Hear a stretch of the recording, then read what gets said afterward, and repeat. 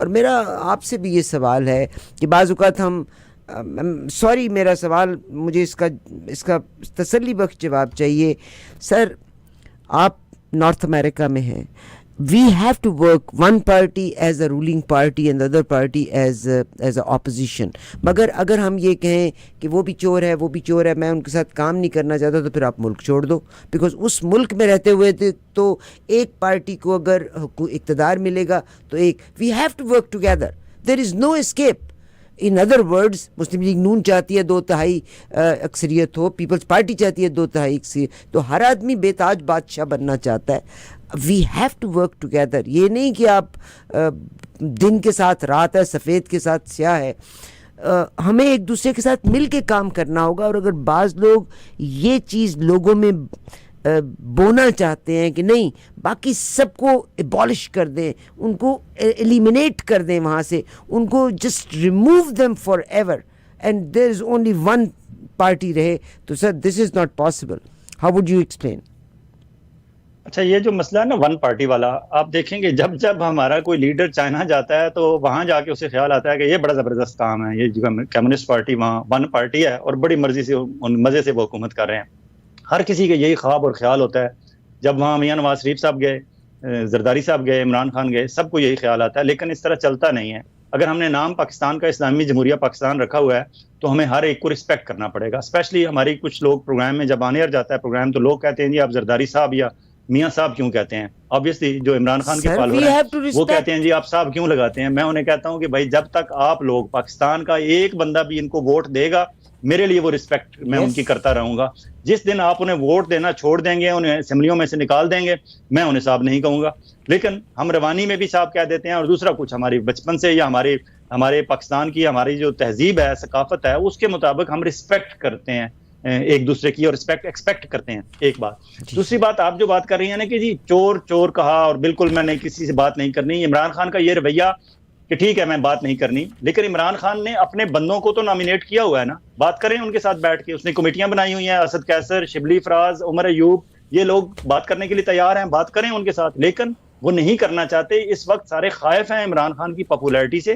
اور جہاں تک بات ہے کہ جی ایکسیپٹ نہیں کیا جاتا, یہ جو دن دہاڑے ڈاکہ ڈلا ہے 8 فروری کو, اس کے بعد آپ کیا سمجھتی ہیں کہ پاکستان کے عوام, عمران خان چاہے بھی آج اگر کہ پیچھے ہو جاتا ہوں میں اس سے فارم 45 والے اور فارم 47 والے معاملے سے, میرے خیال میں پاکستان کے عوام نہیں چاہیں گے کہ عمران خان پیچھے ہو جائے. عمران خان کو پتہ ہے کہ اس نے لوگوں کی ایکسپیکٹیشنز اتنی ہائی کر دی ہیں اور بجا طور پر ہائی کی ہیں.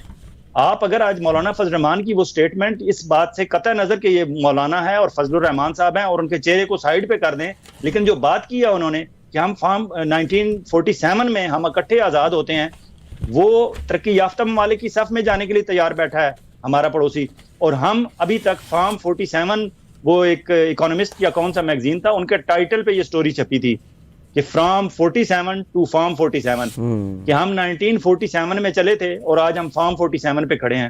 کیا ہم نے یہ دن دیکھنا تھا؟ اگر اسی صورت میں عمران خان جیسا ایک لیڈر دستیاب ہو ہی گیا ہے, اور اگر صورتحال ایسی بن ہی گئی ہے کہ ہمیں جسٹس بابر ستار جیسے عدلیہ میں بھی لیڈر مل گئے ہیں, اور انہوں نے قائل بھی کر لیا ہے اپنے ساتھیوں کو, اس وقت پاکستان کی 5 ہائی کورٹس کے جج صاحبان ایک نقطے پہ کھڑے ہیں کہ ہاں ملٹری اسٹیبلشمنٹ کو, انٹیلیجنس ایجنسیز کو, چاہے وہ آئی بی ہے, چاہے ایم آئی ہے, چاہے آئی ایس آئی ہے, انہیں مداخلت ہمارے کام میں نہیں کرنی چاہیے. اور جب تک پاکستان میں اگر عدالتوں میں سے انصاف لوگوں کو ملتا رہے گا تو یہ باقی مسائل جو ہیں ہمارے پولیٹیکل اور سماجی مسائل اور اکانومی کے حوالے سے مسائل, یہ سارے حل ہو جائیں گے. ہمارا مسئلہ یہ ہے کہ جب کسی حکمران نے کوئی غلطی کی, جب کسی فوجی عامر نے کوئی غلطی کی, اسے وہاں سے سٹیمپ لگتی رہی ہماری عدلیہ سے. اب اگر پہلی دفعہ ہمیں عدلیہ کے معاملات بہتر کرنے کا موقع ملا ہے تو اس موقع پہ ہماری قوم کو ڈٹ کے ان عدلیہ کے ساتھ کھڑے ہو جانا چاہیے, اور ہمیں اس میں نہیں پڑنا چاہیے کہ کون کھڑا ہے کہاں کھڑا ہے, سب کو ان کے ساتھ کھڑا ہونا چاہیے. اور آنے والے دنوں میں آپ دیکھیں گے کہ لوگ واقعی, یہ پولیٹیکل پارٹیز بھی ان کے ساتھ کھڑی ہوں گی, مجبور ہوں گی ان کے ساتھ کھڑے ہونے پہ, صرف اس وجہ سے کہ ہماری عوام عدلیہ کے پیچھے اس وقت کھڑی ہے, ان جج صاحبان کے پیچھے کھڑی ہے, جسٹس بابر ستار ہوں, محمود جہانگیری ہوں یا باقی جج صاحبان. میں اسی ٹاپک کو یہیں کلوز کرنے سے پہلے, کیونکہ میں نہیں چاہتی کہ اس کو میں کیری آن کروں, ابھی آپ نے جو بڑی خوبصورت تفصیل بیان کی کہ کیونکہ 8 فروری کو یہ ہو گیا تھا, اور سر جی 8 فروری کو جو کچھ ہوا, رانا ثناء اللہ تک تو ہرا دیا, کیونکہ رانا ثناء اللہ کو اگر نہ ہراتے تو ان کو انٹیریئر منسٹر جو ہے یہ کیسے لگاتے آپ کے یہ جو شہزادہ محسن نقوی صاحب ہیں. تو 8 فروری کا عمران خان کی جو ٹیم شبلی فراز وغیرہ ہیں they are ready to meet with the establishment but they must sit with them as well. ان کے ساتھ بھی زیادتی ہوئی ہے. اسٹیبلشمنٹ نے ان کو جتایا جس کو وہ چاہتے تھے. یہ جو فارم 47 اور 45 کا معاملہ ہے یہ صرف پولیٹیکل پارٹیوں کی حد تک نہیں ہے. ظاہر ہے پولیٹیکل پارٹیوں نے ان کندھوں کو استعمال کیا, مگر ان کے بھی گروپ کے لوگ پیچھے سے جا کے اسٹیبلشمنٹ سے ملنا چاہتے ہیں. Why don't they sit down together? اچھا, جو پی ٹی آئی والوں کا موقف ہے نا کہ ہم ملٹری اسٹیبلشمنٹ سے کیوں ملنا چاہتے ہیں, وہ سمجھتے ہیں کہ یہ مسلم لیگ نون اور پیپلز پارٹی اور باقی لوگ جو ہم سے ملنا چاہتے ہیں یہ صرف ہمارے ٹائم ویسٹر ہیں, یہ ہمارا ٹائم ویسٹ کریں گے کیونکہ ان کے اختیار میں کچھ نہیں. اگر ان کے اختیار میں ہوتا تو یہ جاوید لطیف کو جتا دیتے, اگر ان کے اختیار میں ہوتا تو رانا ثناء اللہ جیت جاتے, اگر ان کے اختیار میں ہوتا تو خرم دستگیر جیت جاتے. بالکل زیادتی ہوئی ہے. یہی تو مسئلہ ہے کہ پک اینڈ چوز کا سلسلہ ختم ہونا چاہیے. اور پک اینڈ چوز کرنے والا کون ہے؟ وردی والا. تو یہی میرا رونا ہے. We can not divorce each other, we have to live together in Pakistan.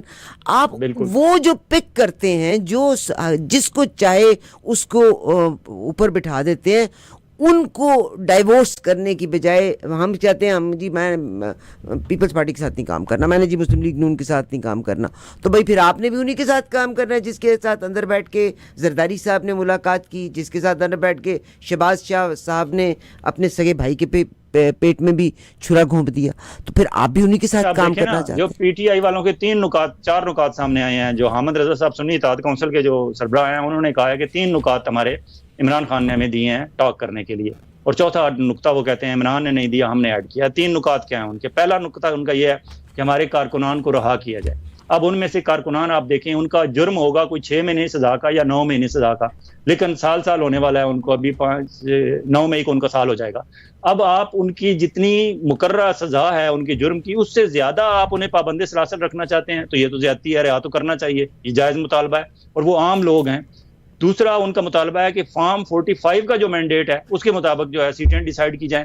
اب یہ بھی کوئی غلط بات نہیں ہے فارم 45 کے مطابق. ہاں, فارم 45 کو غلط اگر ثابت کر سکتی ہے مسلم لیگ نون یا پیپلز پارٹی والے یا جو بھی جیتے ہوئے ہیں ان سیٹوں سے, تو وہ ثابت کریں. جس طرح کے پی کے میں علی امین گنڈا پور نے کہا ہے کہ مولانا فضل الرحمان صاحب کو اگر یہ شکایت ہے کہ ہم نے انہیں ہروایا ہے کے پی کے میں, انہوں نے کہا ہے کہ میرے حلقے سمیت ڈیرہ اسماعیل خان سے جو جیتے ہیں, صوبائی اسمبلی بھی اور قومی بھی جیتے تھے, اور اب دوبارہ ضمنی میں ان کے بھائی جیت کے ہیں فیصل امین گنڈا پور, وہ کہتے ہیں جس حلقے پہ مولانا فضل الرحمان صاحب کو اعتراض ہے ہم وہ کھولنے کے لیے تیار ہیں. الیکشن کمیشن آف پاکستان ہمارا نہیں ہے, اسلام آباد میں بیٹھا ہوا ہے, انہیں بلا لیں اور کھلوا لیں.